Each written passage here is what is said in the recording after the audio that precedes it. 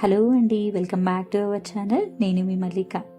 సాయంత్రం పూట వేడివేడిగా కారంగా ఏదైనా తినాలి అనిపించినప్పుడు అప్పటికప్పుడు బ్రెడ్తో ఒక్కసారి ఈ విధంగా స్నాక్స్ చేయండి. చాలా రుచిగా ఉంటాయి. పిల్లల నుంచి పెద్దవాళ్ళ వరకు అందరూ ఇష్టంగా తింటారండి. దీనికోసం ముందుగా ఒక 6 బ్రెడ్ స్లైసెస్ని తీసుకొని వీడియోలో చూపిస్తున్న విధంగా ఈ విధంగా చిన్న చిన్న ముక్కలుగా కట్ చేసుకోండి.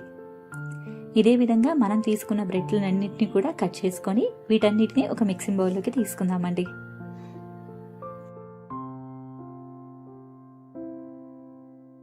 ఇందులోకి సన్నగా తరిగిన ఉల్లిపాయ ముక్కలు, పచ్చిమిర్చి ముక్కలు, ఒక పావు టేబుల్ స్పూన్ పసుపు, రుచికి తగ్గట్టుగా ఉప్పు, కారం, కొద్దిగా అల్లం వెల్లుల్లి పేస్ట్ వేసుకోండి.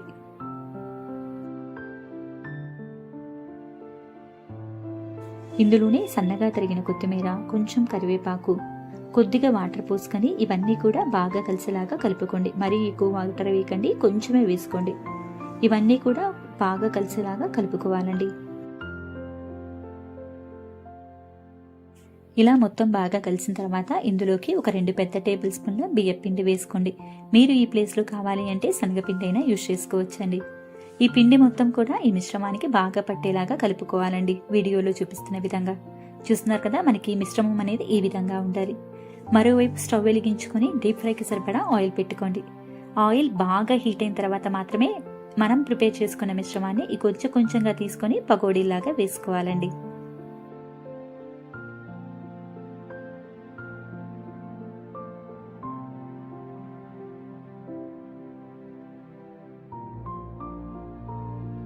వేసిన వెంటనే వీటిని అస్సలు కలపకూడదండి. ఈ విధంగా కొంచెం నురుజు తగ్గిన తర్వాత నిదానంగా కలుపుకుంటూ 2 వైపులా కూడా చక్కగా గోల్డెన్ బ్రౌన్ కలర్ వచ్చేంత వరకు కూడా ఫ్రై చేసుకోవాలి. ఇవి వేగడానికి ఎక్కువ టైం కూడా పట్టదండి. మనం బ్రెడ్తో చేసాం కాబట్టి తొందరగానే అయిపోతాయి. చూస్తున్నారు కదా, ఈ విధంగా గోల్డెన్ బ్రౌన్ కలర్ వచ్చేంత వరకు ఉంచుకొని వీటిని ఒక సర్వింగ్ ప్లేట్లోకి తీసుకోవాలండి. ఇదే విధంగా పిండి మొత్తాన్ని కూడా పకోడీలాగా వేసుకోవాలి.